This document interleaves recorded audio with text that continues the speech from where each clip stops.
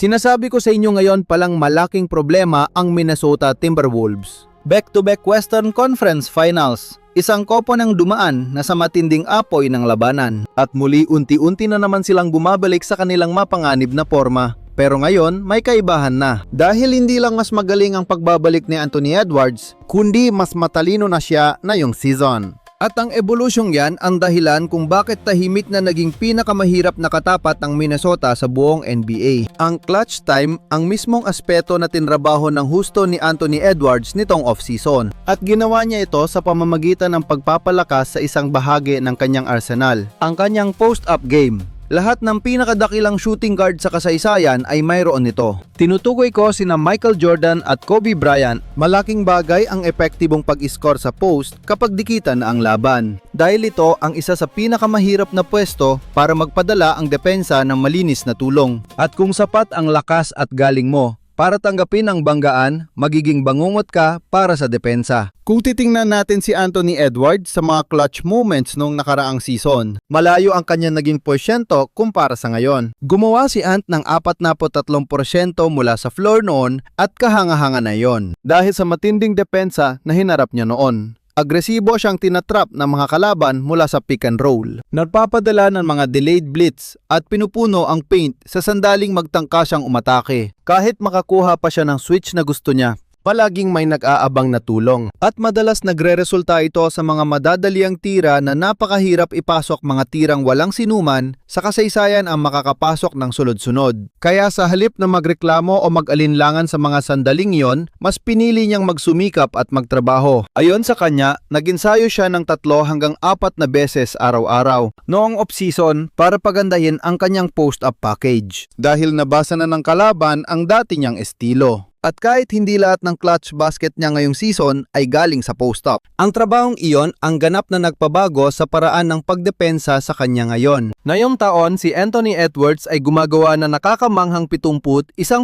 mula sa floor tuwing clutch time. At hindi ito tsamba, mas may kinalaman ito sa kanyang kumpiyansa. Nakita natin ito muli sa pagkapanalo nila laban sa Spurs. Sa halip na piliting lampasan ang depensa o pumwersa ng switch, dumireto lang siya sa post, tandahang kinontrol ang laro. At pinilit ang depensang harapin siya sa isang one-on-one na labanan. Ipasok ang isang crucial na tira ay Steph Castle sa dulo ng laro. Ang bagong estilong ito ay nag-aalis ng gulo. Pinipilit nito ang mga kuponan na bantayan siya ng mag-isa at itinatakda ang laro sa kanyang sariling diskarte. Noong nakaraang season, pang 24 ang Minnesota sa NBA. Sa kanilang clutch winning percentage na may hindi magandang 20 at 26 na kartada. Pero ngayong season, umakyat sila sa pang-7 na may 11 at 7 kartada. At ang ganyang uri ng pagtalon ay napakahalaga pagdating sa kredibilidad sa playoffs. Ang performance sa clutch time tuwing regular season ay isang bagay na personal kong pinapahalagahan ng husto. Madaling kalimutan ngayon, pero ang Indiana Pacers noong nakaraang taon ay hindi ganun kahusay sa depensa. At halos nasa 500 record lang sila bago pumasok ang bagong taon. Pero ang totoo, komportable sila sa tuwing nagiging dikit ang laban. Ang Indiana ang isa sa pinakamahuhusay na clutch team sa liga noong nakaraang season. At nang magsimula ang playoffs, agad na lumitaw ang gilas nila sa crunch time. Nang makapasok si Tyrese Haliburton sa postseason, na iyon talagang binuhat niya ang kuponan. Mga bigatin na tira, kontrolado ang laro at tiwala sa sarili na hindi natitinag. Tinalo ng Pacers na iyon ang mga kalaban na walang nag-akalang kaya nilang talunin. Pinatausik ang Cavs sa 5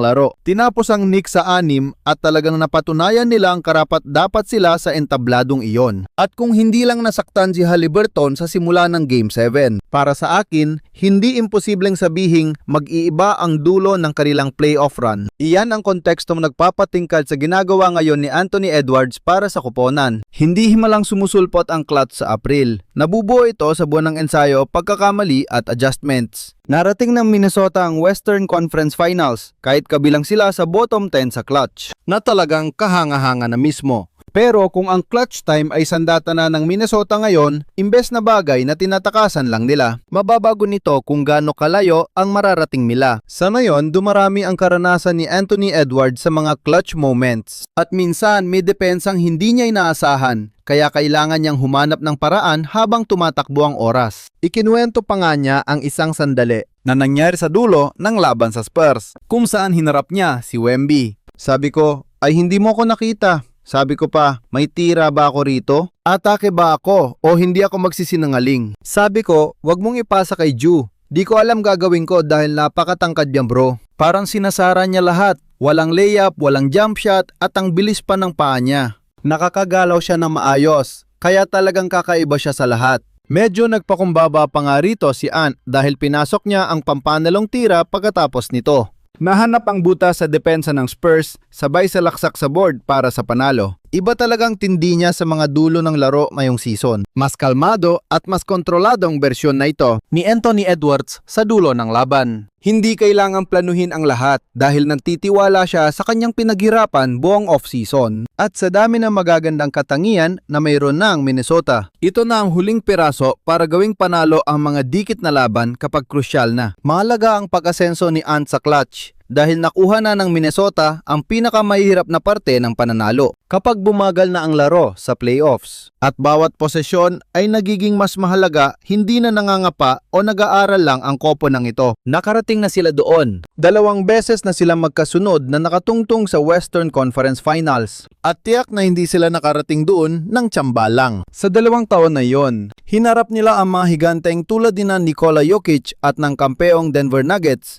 pati na ang koponang may LeBron James at Luka Doncic na magkasama. Mapipilitan kang alamin ang mabisang paraan sa entabladong iyon lalo na kapag nagkakagipitan na at walang matatakasan. Sanay silang manalo kahit pangit ang laro. Marunong silang magdepensa sa matinding antas. Makipagsabayan sa pisikalang laro at mabuhay kahit hindi pumapasok ang mga tira. Karaniwang iyan ang pinakamahirap buuin pero mayroon na niyan ang Minnesota. Ang kulang sa kanila noon ay malinis at maaasahang paraan para tapusin ang laro nang hindi pinipilit. At dito lubusang binabago ng pag-asenso ni Ant ang lahat. Hindi ko pwedeng suriin ang depensa ng Minnesota nang hindi binabanggit si Rudy Gobert dahil siya pa rin ang pundasyon ng lahat ng gustong gawin ng Wolves sa depensang yan. Gustong-gusto siyang asarin ng mga tao. Pinalalabas nilang hindi siya magaling mag-basketball.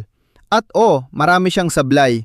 Pero ang epekto niya ay hindi kayang baliwalain. Malinaw ang nakikita kong epekto sa numero kapag wala si Rudy. May 123.9 na defensive rating ang Minnesota na talagang napakasama. Pero sa sandaling pumasok muli siya sa laro, bumababa ang numerong yan sa 108.2 defensive rating na isa sa pinakamahusay sa buong liga.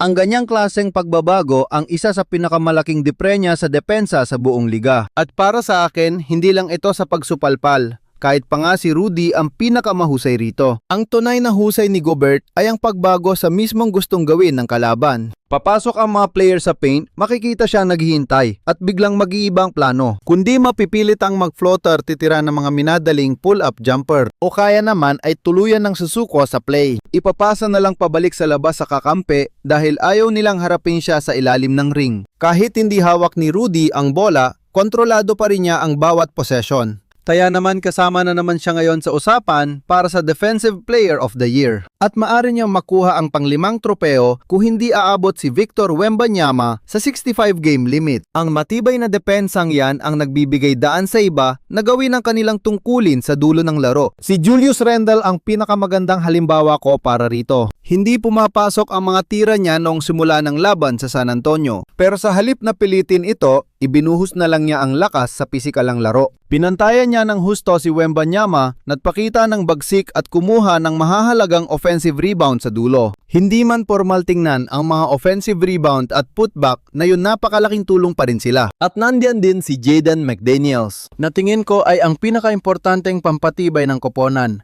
Hindi lang siya basta nagbabantay sa tao niya. Pinipigilan niya ang atake bago pa man ito maging problema. Ipinaliwanag ito ng maayos ni Anthony Edwards pagkatapos ng laro. Ngayong gabi, nagmukhang Defensive Player of the Year si Jaden dahil ginagawa naman talaga niya ito palagi. Habang nababantay siya sa play, mukhang nalampasan na siya at handa na sana kaming sumaklolo. Tulad kanina, tutulungan ko sana siya. Pero sabi niya, "Huwag dyan ka lang ako na ang bahala rito." At sinupalpal niya ang tira habang kinakausap ako. Kaya alam nyo nang ibig kong sabihin. Sinasabihan niya akong huwag na huwag umalis doon. Habang kasabay nito ay sinusupalpal niya ang tira. Ang utusan ang kakampi na huwag umalis habang basta na lang sinusupalpal ang kalaban ay talagang baliw. Pero ito rin ang dahilan kung bakit hindi nagigiba ang depensa sa dulo ng laro. May 100% na tiwala ang bawat isa sa kanilang kasama. Walang nagpapanik, walang sumasobra sa tulong dahil kaya nilang bantayan ang sarili nilang teritoryo. Kaya naman mas matindi ang dating ng pagiging clutch ni Ant na yon. Hindi niya kailangang iligtas ang gumuho na koponan o pumilit ng tira sa harap ng 2 o 3 depensa. Tinatapos na niya ang laro para sa grupong alam na kung paano dumepensa, kumuha ng rebound at magkontrol ng takbo. Kapag nagdagdag ka pa ng kalmado at may tiwalang closer sa ibabaw ng matibay na depensang yan, hindi na lang basta mahirap kalabanin ang Minnesota, kundi nagsisimula na silang maging isang tunay na banta sa West. Kaya bakit pa ba nag-aalinlangan ang marami na seryosohin ang Minnesota sa tuwing mapupunta ang usapan sa mga posibleng mag-champion? Palaging Oklahoma City, Denver o Houston. At sa hindi malamang dahilan laging isinasantabi ang Minnesota. Mas pinag-uusapan pa nga ang Lakers at Knicks kumpara sa Wolves. Kahit na aminin naman natin na hindi sila mas magaling ngayong season kumpara sa Wolves. Habang ang Minnesota ay patuloy na binabaliwala na parang hindi pa nila napapatunayan ang kanilang sarili. At kapag mas matagal mong pinapanood ang grupong ito, mas lalong nakakalito ang sitwasyon dahil ang paraan ng kanilang panalo ay hindi katulad ng isang koponang basta na lang binabaliwala. Sa aking pagsusuri, marami sa mga isyong ito ay dahil sa mga kwentong labas na sa basketball. Si Rudy Gobert tinatrato pa rin. Katatawanan ng ilang mga kritiko kahit na ang kanyang depensa ay nananatiling elite sa loob ng mahigit isang dekada. At si Julius Randle naman ay may bit-bit na bansad na choker kapag playoffs